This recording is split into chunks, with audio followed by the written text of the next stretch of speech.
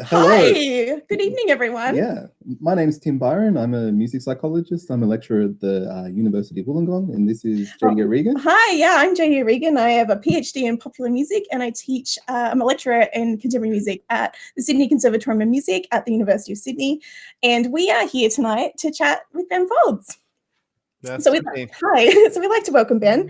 For those of you who are watching and listening, you probably already know a little bit about what Ben does, but you know, he's had a very long and varied musical career and a very unique songwriting voice and at times an explosive piano style. But in addition to that, he's a composer, an arranger, a producer, and also an author. So we're going to have a chat tonight and answer some fan questions as well at the end. So welcome, Ben.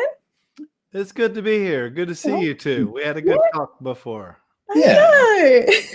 Great. But I mean, firstly, how are you? And for people who don't know, where are you? I'm in an undisclosed location. No, I'm in general Sydney. vague area. In Sydney, yeah. I was on tour playing orchestral shows, and you know, they got canceled, so I'm here. Wow. Well, welcome to Sydney. It was under kind of a better circumstance in a way, but yeah, found a furnished apartment super quick. Yeah. So there's artwork. Yeah, I was going to say you've got some great furnished apartment art back there. Yeah. So I got a white chair. Everything you need. Straight from I ran out to the music store and got myself a mic and some headphones. It's great. I'm knocking stuff over now. No. And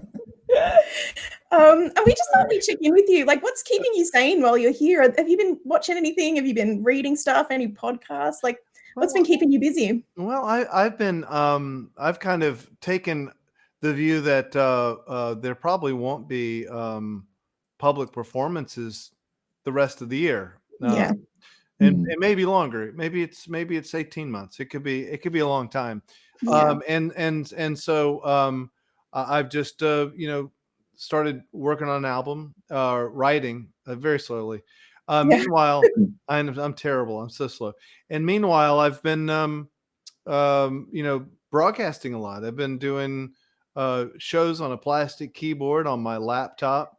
Yeah, it's been a learning experience for me. I mean, I realize like I lean on banging my foot on the floor like that's a percussionist. That's a whole extra guy I don't have now. Yeah, neighbors underneath. I was going to say, especially if you're downstairs. I can't do that.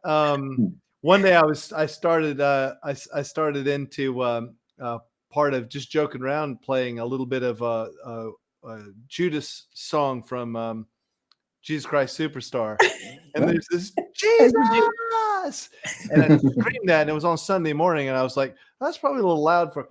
I looked out the window, and there are people standing out in the. They could hear me. That's so. I was wondering if you got complaints for your Sunday morning concerts. No, thank goodness I haven't. Either they can't hear it as loudly as I think they can, or they've been super nice. Well, they love it. Maybe they're into it. We wanted to just chat a little bit about your book first. I'd really like to talk about the apartment requests and stuff in a little bit, but last time we spoke was not even a year ago, so it was August 2019. Feels like a really long time ago. Yeah. How do you feel about your book now that it's been out in the world for a little bit? Have you been able to reflect on that process? No. Cool. Yeah, I mean, what I've been reflecting on lately is how fast my life has moved in my entire and interestingly, the book was partially about that. As if I were writing from a perspective, there's my book, as if I were writing from the perspective that I'd somehow magically slowed down. And I actually hadn't. I was writing from a perspective. Now I have. This did it. With the pandemic, nice work. It did it. I know. I think it's hard for a busy person, right? Yeah. And I think, I'm learning a lot now it seems like, 10 years ago I wrote that book now. And that's the way that my life has seemed in general, because I'll do a project or I'll stay on tour and I'm constantly doing something. So I don't know, I mean, my overall feeling is that the book is probably pretty good, and that I don't have any ouch about it, Good. That's so great. so something, I think things do sink in. I've made records or done things before where I've gone, oh, I wonder, if I go back, I'm not nervous to go back and listen to it. Feel pretty good about the book. I think it's right. And one thing with the book that like you probably have like started dealing with more recently because of having to do like launches and having to sign 1 million books for various bookstores and all that kind of stuff, is seeing the music industry versus the book industry. Yeah. And how that kind of works. Like, how do you feel about the two when you've sort of been interacting in those kind of different spaces? Well, I think that the book industry reminded me a little bit more of the music industry 20 years ago. Especially in Australia, you have an actual brick and mortar mom and pop distribution system. Like you actually have bookstores. And some of the bookstores actually have like records in them, so there's a little more of that, it's more independent. I mean, we're doing this over Booktopia. That is Australian, right? I mean, that's not anywhere else. That's here. You have your own system. That reminds me a little more of the 90s and early 2000s. And because you do actual promotion in the book business too. Like, I go places and promote the book. When a record comes out, that doesn't happen. So I think there's some similarities to the old music business. Otherwise, I think there are events that I wasn't used to doing, like these book readings, and you talk to people, and I got used to the culture of it. There's a culture around it. You go speak to a group of people at a bookstore, and a lot of them in there have never heard of you, and they're just there because they like books. And there's an author speaking, and they're going to go listen to the author. The other thing about it is they take on a little bit of a TED Talk guru kind of vibe, where everything you say, that's true for that moment. So I had to watch myself going in these things. I felt like I was, I had to make sure I was being honest, because it's easy to have like a 45-minute cult of your own bullshit, and so I would keep it honest, if that makes sense. Well, we're both lecturers, right? So that's part of Oops, no. Well, it's true though. Like when you're speaking to people like we are. I mean, I take people seriously when they when they tell me something, and it's really easy to just talk. So it's more important to check what you're saying. There's a moment of authority that you have. But I also think that people that go to book signings, they know as soon as they walk out of there that the spell is over and you were full of shit. I don't know if that makes sense to you, if you've done that before. No, it does. It does. And it must be hard when you're used to having an instrument in front of you to then just talk. Like that can be vulnerable in a way that's sort of not when I always feel when I've got an instrument in front of me. It's because like we went to one of your orchestral shows, must have been one of the last ones before it all kind of got shut down. And one of the things I noticed that was interesting was you were standing up the front with a microphone rather than behind a piano for, I think, the first time I ever remember you singing. And that seemed to be like a new thing for you and kind of scary. Yeah, it's not my comfort zone, because I'm not part of it is I'm not in charge of how the music goes. Like I can, if I want to change the tempo, or if I want to do something to change the intensity, I'm allowed to do that at my instrument. And even with the big orchestra, they'll generally follow to a degree. Like I'm the king of that particular domain. But as soon as I stand up, I'm at their mercy. That makes me a little nervous. But I mean, they're great orchestras, and we've rehearsed, an entire 2 hours. That blows my mind. It blows my mind every time. Pretty crazy. I mean, they're so good. That's a thing. Like, someone like Sydney Symphony Orchestra, that's who you saw, right? Yeah. Town Hall. They're fantastic orchestra. All the orchestras in Australia are damn good. Yeah. It's part of the joys of my job is actually walking through the conservatorium and just hearing a bunch of crazy stuff coming out of every room. It's such a joy. Or just someone walking past with a giant harp on a cart or something, or like euphonium or something. I was like, oh, what's going on? Those are portable instruments. Yeah. Yeah. So I guess getting into that, one of sort of the things that you talked about in your book was the thing of being a music student at like a conservatorium or a university, and you had a story about like you screwed up your first sort of exam, and as we've all done, as many people have done, and you ended up being so frustrated with the drums that you were playing because you were there to play drums, that you decided to go and throw them in the lake. And so I think Jadey, actually, I don't know if I put a post-it in this one because I loved it so much, but I don't know if you can see anyone online. You can see the drums in the lake, and I love the fact that you were like, I'm going to take a picture of this moment because it clearly meant something. See, that's the thing, though, and that's the interesting thing about writing a memoir. So I wanted to get that right. I mean, I know I threw the drum in the lake, and my friend Mark was with me, and I remember that he took a picture. So I called my friend Mark, who is actually an engineer, works for Boeing now, and he was a music student at the time.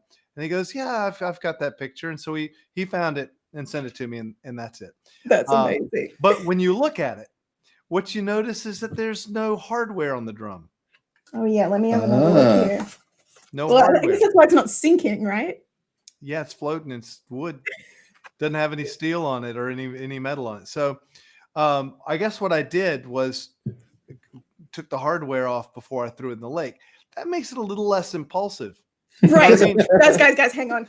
Yeah, like I'm going crazy. I'm going to throw my drums in the lake right now. Just hang on a second. I got to get a screwdriver. I just gotta get this. Anyone got a drum key? Sorry, can I just? Yeah. So I took the heads off. I took the rims off. I took all the lug screws, all that stuff. It's gone. Amazing. Yeah. Drums in a lake. It's like the pre-phone in a pool. Maybe.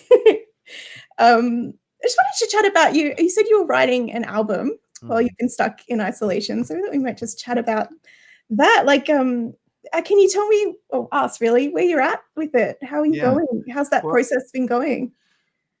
Well, I'm super slow, but I'm sporadic. Like I think that I work in large numbers of songs. I'm programmed, I think, almost genetically to make an album rather than just make one song at a time. Yeah. And a lot of times my sort of personal something I say to myself is I work in a lot of, like 3 songs at a time. Right now I'm working on 3 songs. And I always feel like it's a litter and they're all eating out of the same bowl. So since the litter eats out of the same bowl, they often trade phrases, cadences, things, because I'm in a certain mindset when I write them. I'm thinking there's safety in numbers. Maybe that's why I write 3 at once, because I could tell myself one of them sucks, but the other 2 stand up for it. Maybe, I don't know. That's the runt, right? The one that doesn't make it. The runt. There's always a runt, and I feel like most of mine are runts. Sometimes. Well, I know, and you have to accept, your mortality rate. It's all in how when you decide to allow your inner editor to boss your inner creative spirit around, and you can't really do that. Like, you can't edit while you're writing, and we all know that, but it's difficult not to do. And especially for me, I'm spending a lot of time playing my old songs for people on the internet right now. Yeah, my patrons, and then the people who I perform for open public on Sundays for me, Saturdays in America. Yeah. And then I'm talking about songwriting, and I'm giving these little quasi lessons all the time. I'm very like intellectually engaged while I find it harder to write that way, but it's good. I mean, something else good is happening at the same time. The 3 that I'm working on, one of them's kind of funny.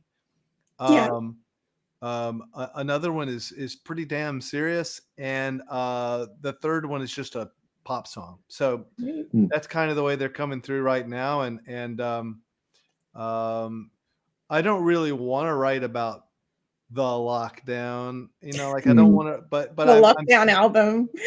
Yeah, we are the world in lockdown. We are the no. We are the living room. We are the living room. Yeah. But anyway, so I don't know. I'm just plugging along. I'm now hitting the realization in one of my songs that all I have to do is finish it. I know that sounds funny, but like you know that you write songs, it's like, oh, okay, well, there are the blank spaces. It's now down to blank spaces, which is good, because blank canvas is one thing, but just having a couple of holes in it is another. So I'm just juggling that. Yeah. So do you think you'll finish those 3 and then move on to sort of another batch, or have you still got some on the go? Or no, I've got about 15 that I'm thinking about, and 3 of them are on deck right now. And I've promised myself I'm gonna make those 3 work first, and then I'm gonna jump to the next 3. So have you always done things in terms of 3s like that, or is that just the nature of how you're doing it when now? I'm writing songs, it does kind of come in 3s. Yeah. wow. So are there like some 3s from your career that like people would be surprised to know like those 3 specifically went together? I don't know if they'd be surprised or not. It takes me a while to remember which ones came together sometimes, but of course. if pushed to it, I probably could pretty quickly put them all in trios. Yeah. Yeah, that's cool. That's really cool. Yeah. So you're recording stuff at home right now? At home I'm sort of recording them. I mean, I'm not. Yeah, sort of demos. Yeah, I kind of am. I mean, mostly I'm just putting it down on note cards and voice notes on my phone. I did do a little bits and pieces on GarageBand.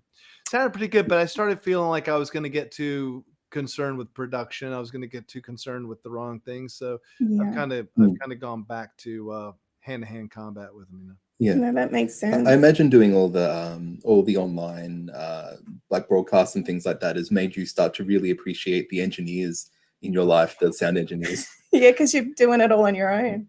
Yeah, it's funny because I get a lot of people saying, well, first of all, it's funny, like I suck at tech stuff and everything, and that's its own joke, but I actually kind of don't. I've done loads of, I mean, I can run an analog studio from bottom to top, from the tape machine to splicing tape to the patch bay and bussing and everything, gain structure. I'm good at that.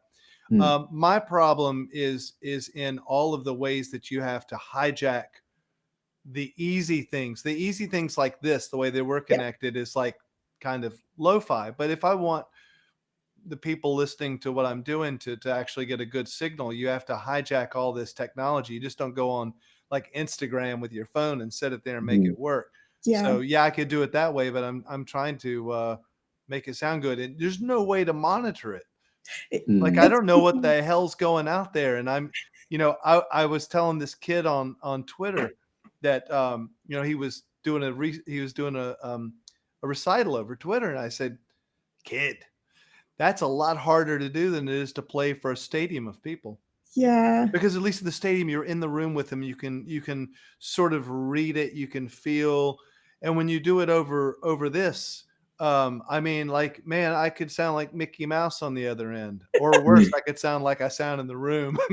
God forbid anyone have to hear that shit. No. Well, it's like, I just feel like it would be always in the back of your mind. Like you're playing, but you're like, what's it sounding like? What are they listening to? What are all these what are the mad scrollers doing? Mad scrollers, Mad scrollers. I see we have slow scrollers over here, which is cool. Oh yeah, we do have some. We have slow scrollers. Oh yeah, I like a slow scroll after the mad scrolling. It's makes me dizzy. It's amazing. The thing is, I've started to realize playing these YouTube shows on Saturdays or Sundays, whatever it is. I had to stop looking at it because it was the equivalent of people yelling while you're performing. Yeah. So if you're playing along and everyone's shouting in all caps at you and they don't mean anything by it, I'm so thrilled they're there listening, and I know that they're trying to get their request in. But for me, whoa. Yeah. Like I'm in the middle of singing words, and I look up and there's a lot of words that I'm not singing. Yeah. I mean, we were playing it on our TV, and even then it was really big, and even then I was like, sorry, what is going on over there? So I mean, the fact that you can pick up any of it is amazing, honestly. I mean, talking about those shows, Saturday night / Sunday morning So shows. 9 a.m. in Eastern Standard Time in Australia. For the Australians listening to this, you can just go on YouTube. Morning. Yeah, actually, where can people find it if people watching have if you just went YouTube apartment request, I'll bet you'd find it. Yeah. Google search. I mean, it's on. I think that the YouTube channel is Ben Folds TV, or you could go to patreon.com/Ben Folds, and that's the channel that also supports it. You don't have to be a patron to watch the ones on Saturday. So on Sunday morning here in Australia or in America, they're, everyone's in America. Figuratively too. I mean, one thing that's been really interesting in your recent request shows is that you stop halfway and Uncle Ben comes out and teaches who's a character I like, comes and teaches the kids some stuff on the piano. How did that come about? Well, I started seeing these tweets coming back with kids at their keyboards in front of the TV set. And I thought, well, let's give these little fuckers something to play. What I wrestled with, I mean, you teach, that's what you do, right? I don't. And I don't have a syllabus. I don't have a method. So I just thought about how did I learn and what was I thinking when I was a kid? Yeah. And I'm trying to base it around what I'm realizing are my own theories about teaching, which is teaching me something. I mean, I feel like when someone strikes an instrument, they ought to always strike it with the excitement and intent that you would play any performance for any number of people for. You're alive for that moment, and you are only as musical and alive as the note that you just struck and the space that you put between that and the next note. And it's a religion to me. It's everything, your intention. And so what I thought was, well, what the kids can do, they could just imitate it. That's fine. just it's like explore the space. Just beat the crap out of it. Beat the crap out of the thing and have fun. Then stop that for a moment and learn a couple things, but keep that intention in mind. Maybe that's a thing. I don't know. I'm trying to help them out. If it works, it works. If not, then I think it's definitely a thing. Like, I was really reflecting on it, going, I've never heard a teacher, or definitely none of my teachers, actually talk about that intent with playing, like to play for the feel and the attitude of it and then hone it later.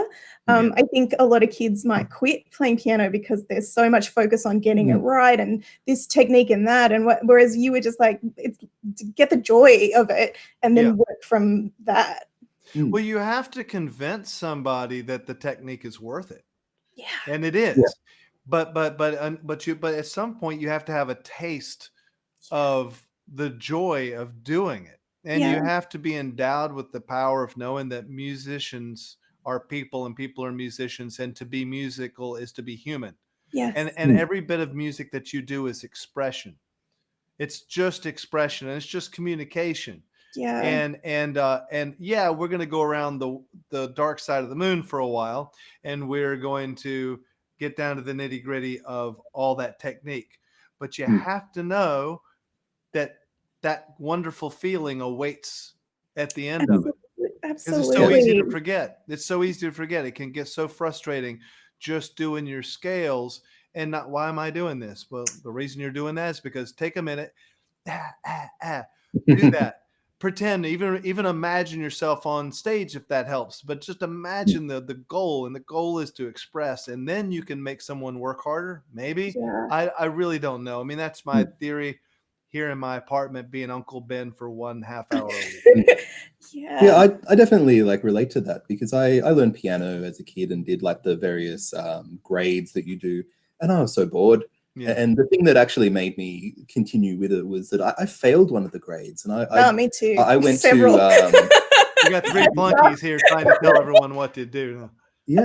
And my dad found a piano teacher who was a jazz guy who's reasonably famous within Australia and has passed away now. And he taught me how to play and to enjoy what I was doing, because I always had done that. But when I realized this is actually how you're meant to do it, and it helps you rather than you having to play some classical to express piece, yourself, and that kind of stuff. So I remember him, saying, close your eyes as you play and try to imagine something as you're playing. That kind of thing. Yeah. Oh, that's good. Yeah. Anything where you can see the future just a little bit and see what you're going to be, what you get for this. You know, I'm going to be putting in all this terrible work. What am I going to get for it? And I think that's helpful. And I also think it's helpful to be getting something out of the actual scales and out of the work and the arpeggios and all that stuff. At the moment, that's why I feel like you need to think about the space between the notes, think about the intention of it. If you need to imagine yourself on stage, which I haven't said to kids, but whatever you've got to do to make sure that everything you do is a performance.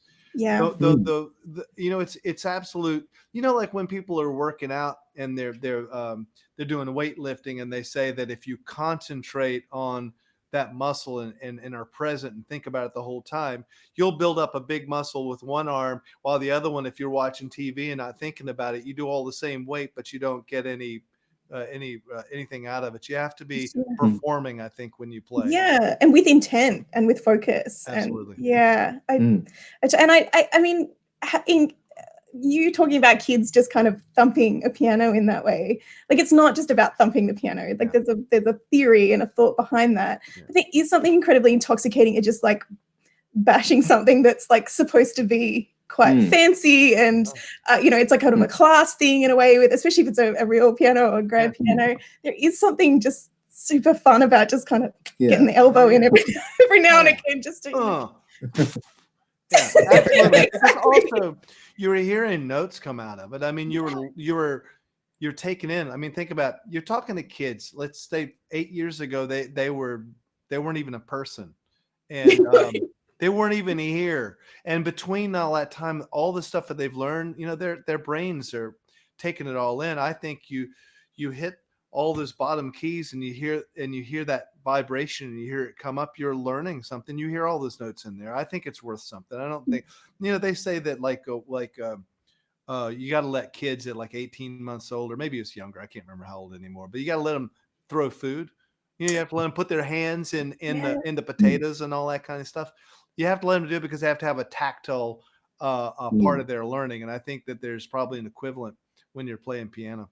Yeah, and it's of the body too. Like you said, when you hit it, you feel it, the vibrations of it. It's like you feel it inside you and you hit it, you know, and that's really exciting. That's certainly something about the piano as you play it as well. Like it's a very tactile kind of instrument. You're hitting things. It's got like strings in it. And the hammers are hitting them. It's got like, but it's got resonance and it's got a certain sound that you get that you just can't quite get from a plastic thing like the one you've been playing recently. Yeah. True. Yeah. The plastic thing has been really hard for me. Yeah. I've spent my whole life like putting every bit of my money where my mouth was when it came to piano. So I moved my own piano for 3 years on tour, a baby grand piano with one other person. And it's, you know, like I was serious about that. And now I'm playing a piece of plastic but I'm just thankful that it exists. Yeah. I'm thankful I can play it on that thing. And you know, I'm learning without being able to thump my feet on the floor because of the neighbors below.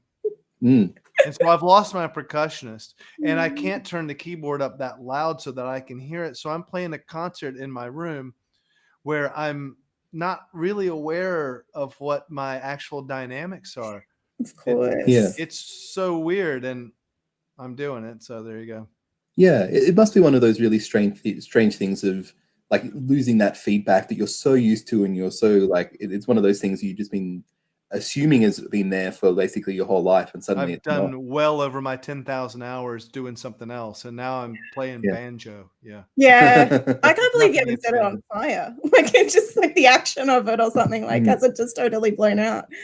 Well, you know, and I didn't get a nice one. I mean, I got one that doesn't even have weighted keys. This thing feels like a mush. Really? It feels like I'm playing it's mushy. I mean, it's got weight. I don't know what that means, but it doesn't feel like a piano at all. I haven't touched a piano since I guess I was on stage with the Queensland Symphony Orchestra. Oh, it's waiting for you. Oh, actually, no, that's not true. I had this weird night where I went to the governor's mansion in Victoria. Fancy. And it was the night, the day before the Formula One was canceled. Cancelled. Right. I was in Melbourne to play for it was a surprise, but I was playing for consulates and doing this thing one night in the middle of nothing, and they canned the Formula One, and so instead we went over to the governor's mansion, and I played Luckiest for them on their piano in the mansion, which is a beautiful Steinway. They had a Beckstein downstairs, and then the next day I got in a sports car, and with no one else, I wasn't driving, thank goodness. And with no one else on the track, we went around the Formula One strip. And it felt like this is the craziest thing. It felt like the end of the world because like there was nobody there. It's the middle of Melbourne, and it's that Formula One track that was going to be seen all over television. There's nobody on it. It felt like the Andromeda Strain movie or something. Yeah, because it had all the stadiums, I imagine, and all the everything, advertising and the flags. Nobody and the stuff. there. Nobody there. Just me and this dude who is one of the guys who's become a good friend of mine now. He's awesome. He's been such a great friend and help to me. We met that night. He's one of the guys who puts on the Formula One. So he's like, hey, get in the car. I've got a pass. I'll get you in. Yeah. I've never even seen a car race. I had called my friends up at home and tell them I got to do that, and they hate me. That's amazing. What a weird day. What a weird 24 hours for you. I've had a few weird 24 hours. That's one of them, yeah. I bet. For you, there must be a sort of element of being someone who is just like touring around the world and going here and there and doing stuff. There must be an element of just, this is something that's going to happen, or like to just see what's going to happen in your life and to say, oh, I'll try that. I'll go and do that. Are you like that, or are you more kind of maybe as you get older, pulling back and just sort of just doing what you've got to do and being in your little bubble? How do you feel about that? Well, I've been all over the map. I mean, I've found myself like on the back of a bicycle with just drunk people going down a dark street before I got on a tour bus, just can't see anything, with a fucking beer just flying down a street. I mean, I have these little flashbacks of things. Some of them aren't nearly as savory, but I have these flashbacks of crazy moments. And yeah, I put myself up in crazy moments. But the thing is about seeing crazy stuff is that if you live at the rate of if you live as fast as I was traveling, just to travel in itself, in my world, you're going to see some crazy stuff. And, I looked at my calendar, all the stuff that I would have done had it not been for the pandemic. And I've never slowed down like this in my life, never slowed down like this in my life. And I'm looking at the calendar and I'm realizing that the last 6 weeks I've been here would have been more traveling, more people, more things than almost anyone I know in a lifetime. Like I was in a different city every single day, different time zone every day, all over the place. And now I'm in one place for the first time in my life. And I dig it, like I'm not happy about the reason that I slowed down. Yeah. At all. I'm sad for the world. I, though, at the very moment, have been sleeping. I've never slept all night in my life. I now go to sleep and I wake up in the morning. I have irregular hours.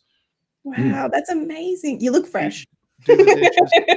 I know. I feel a lot better, and I don't feel crazy. You just feel crazy when you're jet lagged and tired from doing stuff all the time. So absolutely, I'll get back up on the horse. But you'll be well rested. Yeah. I thought we'd check in with some fan questions. Are you all right to answer a few? So these were posted on the Booktopia thread with the hashtag Ask Ben Folds. So I thought we might just fire a few of these off. Sure. Tim, do you want to start with one? Yeah, so this one's from Tanya Marie Silvera, who says, love the honesty in the book. And as a music therapist who specializes in stroke rehab, I so appreciate your advocacy. So I'd love to ask Ben Folds this. What do you think that we can do as a community to advocate for more funded music therapy programs? Ooh. Well, it's just information, I mean, it's a matter of people understanding that it's a real science and that it actually gets real results. And that's why I just have taken myself on to be a cheerleader for it. I mean, I've been to classes and I've involved myself in that world for the little bits of time that I had available to do it. and I've seen results, and I'm convinced that it's a great thing. I meet a lot of people that do it. I know that they know a whole lot, and so I think that what the community has to, I mean, because what you want is you wanted accredited schools teaching it. You want insurance taking it seriously, and you want doctors, you want politicians who actually know that it's more than some pretty chick with bongos next to your bed. I mean, yeah, there's perceived pain management, and that's good. And who doesn't want a chick with bongos next to you as you're recovering in the hospital? Yeah.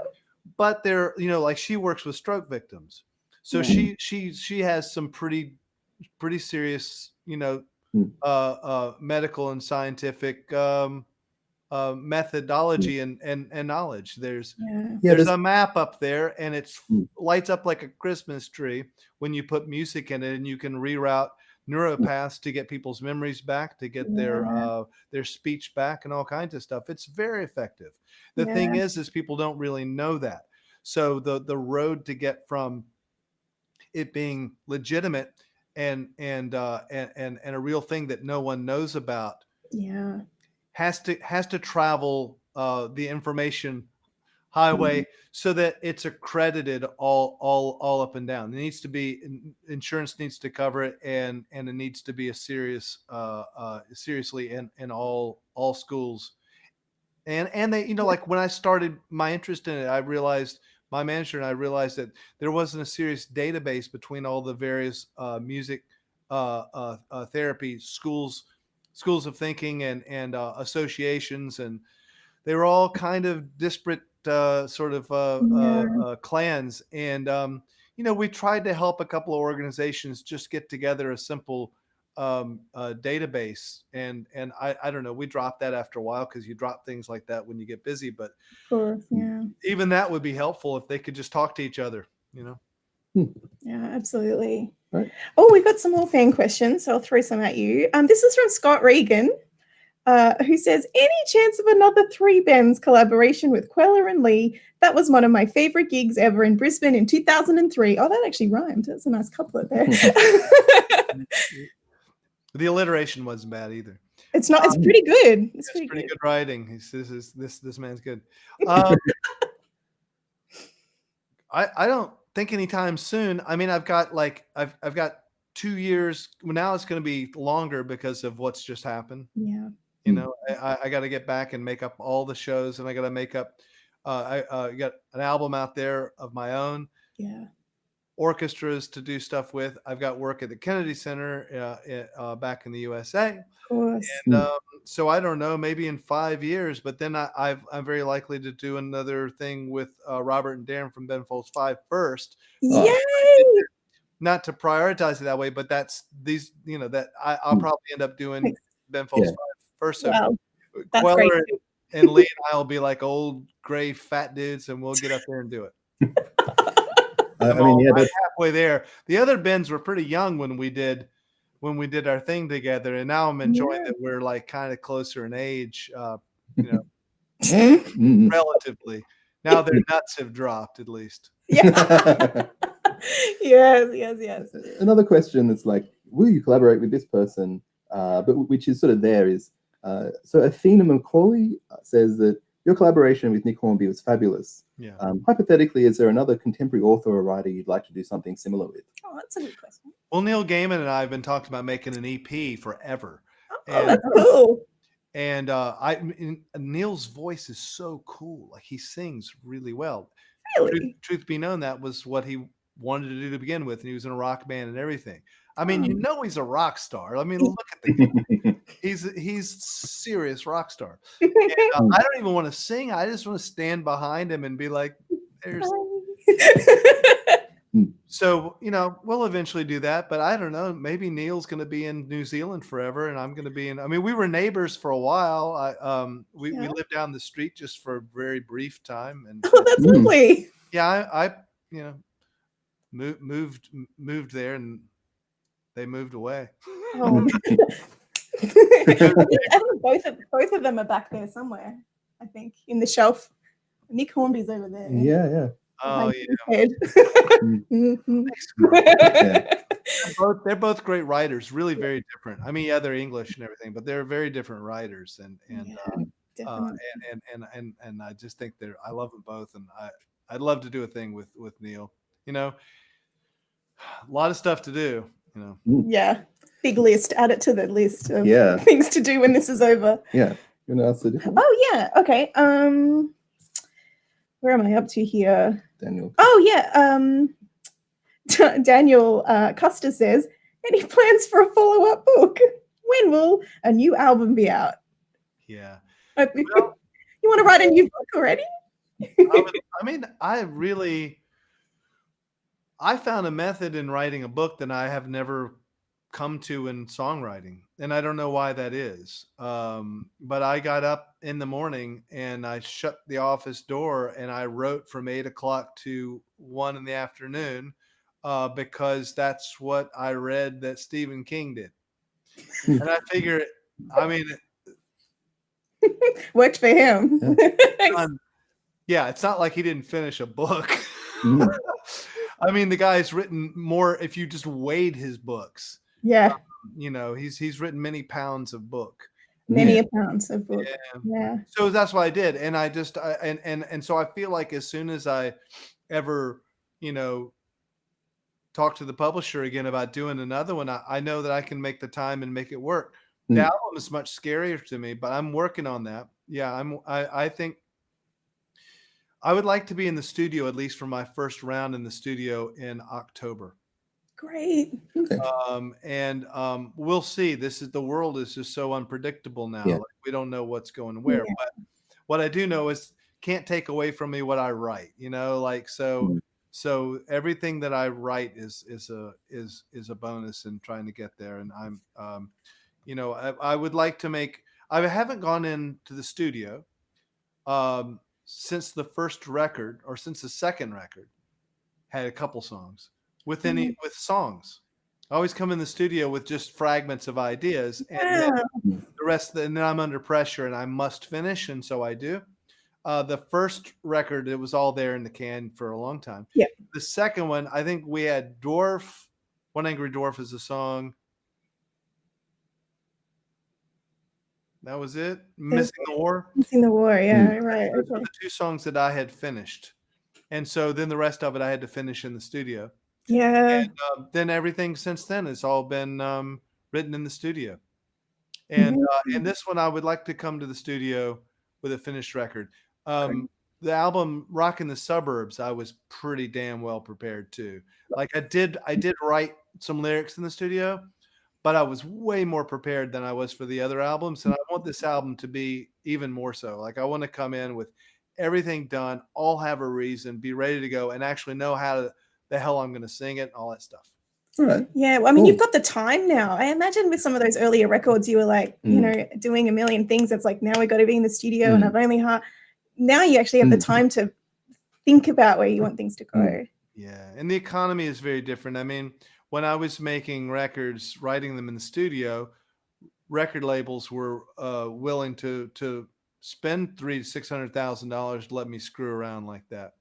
And these are different times, and no one gets to do that. Kanye, someone gets to do that, but most of us don't.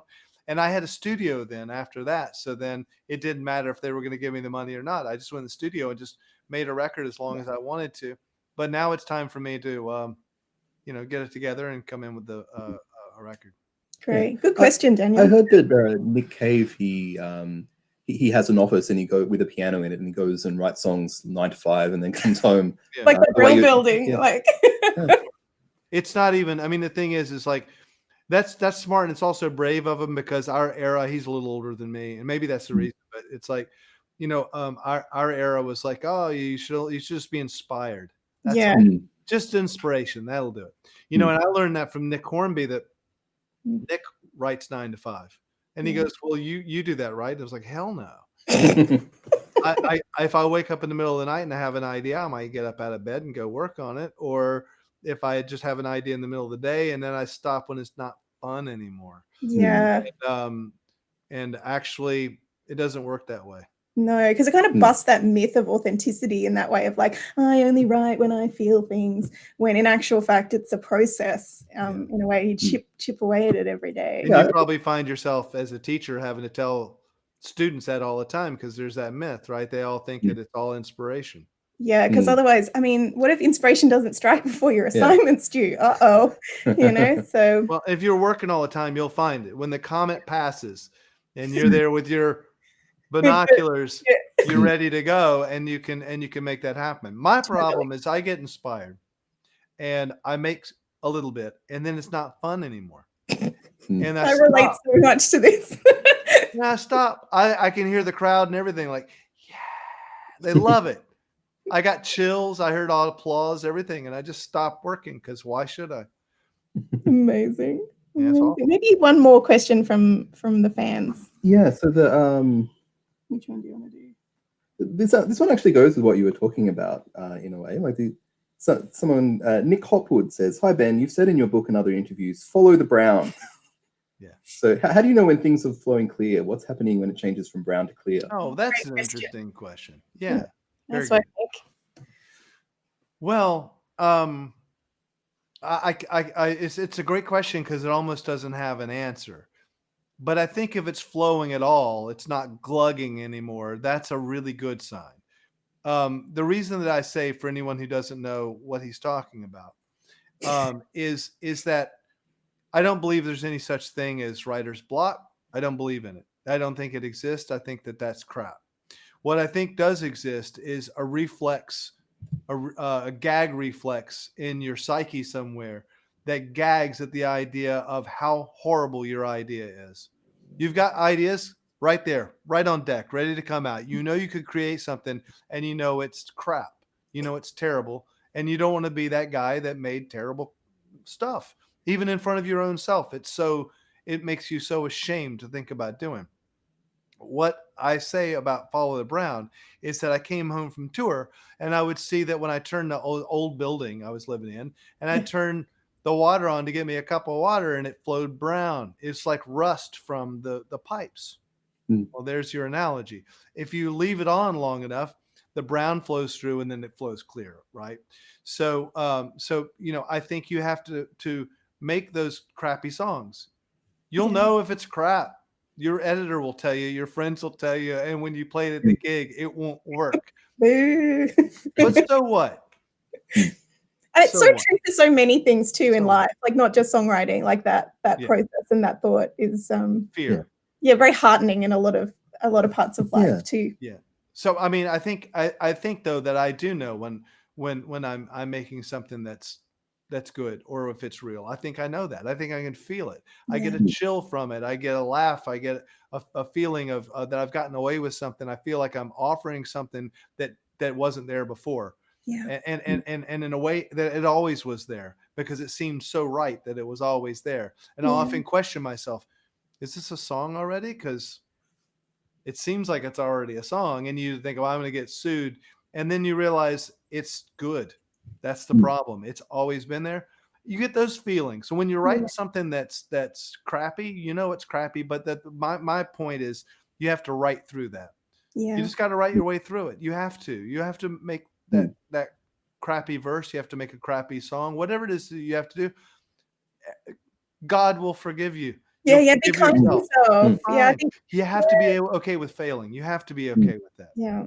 And I guess you've had like probably most experience of being okay with failing in terms of the rock this bitch thing that happens at your concerts, where people shout out like the phrase rock this bitch, and suddenly you have to make up a song on the spot.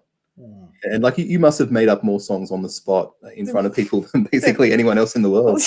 I imagine. Probably. I mean, it's a little like freestyling. I mean, it's like rappers freestyling.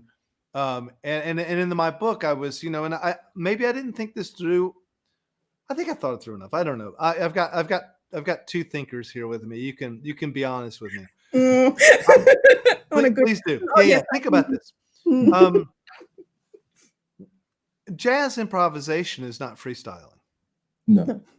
Yeah, we'd agree. That's the thing. That's all I wanted to ask you. If you don't agree with that, I mean, the reason I say that is because it's already got a form and a structure. So if you're playing giant steps, you know what the chords are, you know when you're going to play and when you're not going to play. Yeah. But when you're freestyling, it's completely free styling, you know. Well, in jazz, it's like a net underneath you, but on the when you're doing what you do. I mean, I guess like when you get to like free jazz and like Ornette Coleman and people like that, you get to jazz where no one knows whatever note is going to happen next. It's all kind of random. But yeah, there's something really interesting about something like Pink Floyd's Interstellar Overdrive, where they had the bit at the start and the bit at the end, and whatever happened in between, no one had any idea what was going to happen. See you on the other side. See you on the other side. Yeah.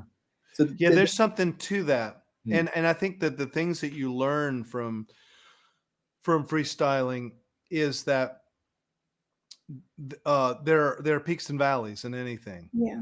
And when you write a song, you want it to all be peaks. All peak, no valley. You know, because you want it to be all killer, no filler. Yeah. And that's just not the way life works. Now, that doesn't mean that a song shouldn't be quality through and through. But you got to have a straight guy if you're going to set up a joke. Absolutely. You know? And you have to have a boring moment if you're going to set up something. There's, like I was talking to my people about on Patreon this morning. There are more ways of being dynamic. Yes. Than just being loud and soft. Yeah. I saw the cat. You just I know. Sorry. He's no. That's good. That's more views. Spooky meat man. It's the internet, right? We need cats. Yeah, internet loves cats. Here's a cat for you. Just a cat break. Yeah. Oh my god. Yeah. Oh my gosh. He wants attention. But it's interesting with creativity in that kind of way, because there's like you say, there's you can't have it be peaks all the time, because then it gets, the peaks are not peaks anymore. They're just it's just the level it's at. And you learn that when you're freestyling, because what happens is you go through a fallow period or a barren period that you're going, I have no idea what's coming next. But you are living an experience with the audience. Yeah. And the experience that you're living with the audience is actually built in. The craft is about achieving that to a degree. So you've got a freebie when you're freestyling, and that you're already experiencing something at the same time. Yeah. If I listen to a song and I believe that the singer of the song is the writer, and that the writer is experiencing and discovering that at that moment, that's transcendent. That's what we shoot for in the craft of songs. Yeah. So when you're freestyling, you've already got a little element of that going. Definitely. So something that sucks, just reframe that. That's the valley. That's fine. The trip that we take to get up to the peak, then we'll all share together. You will get there and it'll look great. And when you get there, it arrives and everyone gets that dopamine release at once. So it doesn't always happen. And like sometimes I'll try to rock this bitch and I think it's not that good. It wasn't that rocked. No bitches were rocked in the playing of this music. Well, I mean, I could talk about this all night, but I've got a couple of wrapping up questions, if that's all right, Ben. And just kind of general questions. What are you looking forward to when you get back home?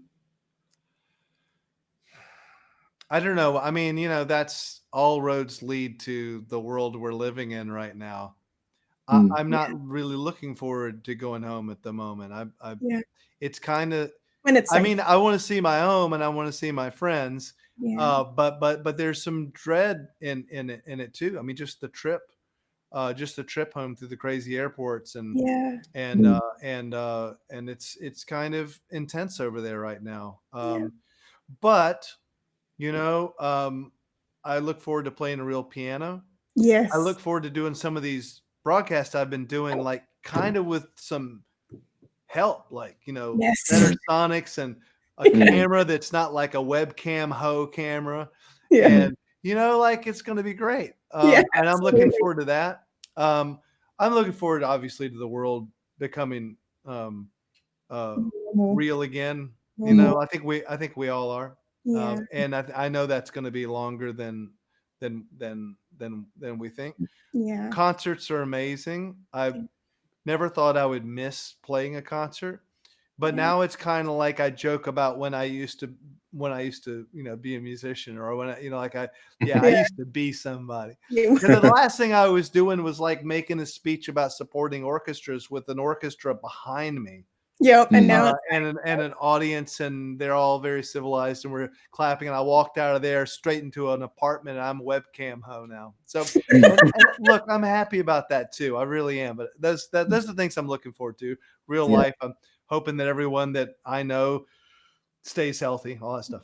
Definitely. And what, in the experience that you just had over the last few weeks of being stuck in an apartment in Sydney somewhere, in an undisclosed location, as I think you mentioned before, what of that are you surprised? Like, were you surprised that you really enjoyed that that you might miss? Well, I don't know. I mean, I think the main effect it's had, like I say, is slowing me down. And I'll make an album now. I wouldn't have made an album. I wasn't. I mean, we had plans to make an album. I've had plans to make an album for the last 4 years. And it's like, we'll get the calendar out. We go through everything. It's flawless. I've set aside time to do it. And then stuff comes up. Mostly advocating for arts,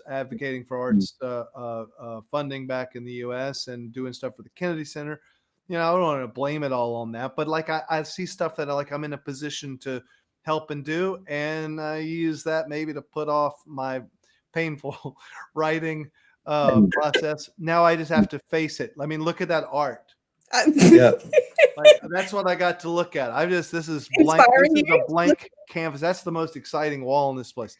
It's blank canvas central. I'm going to write my songs on these walls. Cover it in your post-it notes. I paint houses. With crayons, Yeah. Not crazy at all. Thank you so much. This was so much fun. Thank you so much for spending time with us this evening and for answering our questions and the fans' questions. Thank you, Booktopia. Yes. This has been great. Yeah, it's been awesome. I want to thank Booktopia too. It was really, really cool. And you guys, we've had 2 great conversations. I know. They're awesome. I didn't know it was you doing the interview. So I was happy when I saw your smiling faces pop on. Oh, thank you, Ben. Stay safe. We'll see you on Sunday morning. See you on Sunday morning, rocking the kiddies. Hey, what did I teach them this time? Oh, well, rhythm's pretty easy to teach, I think, because it's everyone feels it, and it's the notes on the page kind of are hard in certain kind of ways, but it's really easy to just kind of, because you had them last time just doing like the 4 to the floor, dun dun dun dun dun dun, doing the Little Richardy kind of stuff. And the chords, like moving the chord up from C. I think you did that last week. You see, I was trying to get F, G, the diatonic scale, major scale, kind of in their head a little bit, and where the chords go. But I mean, we'll see.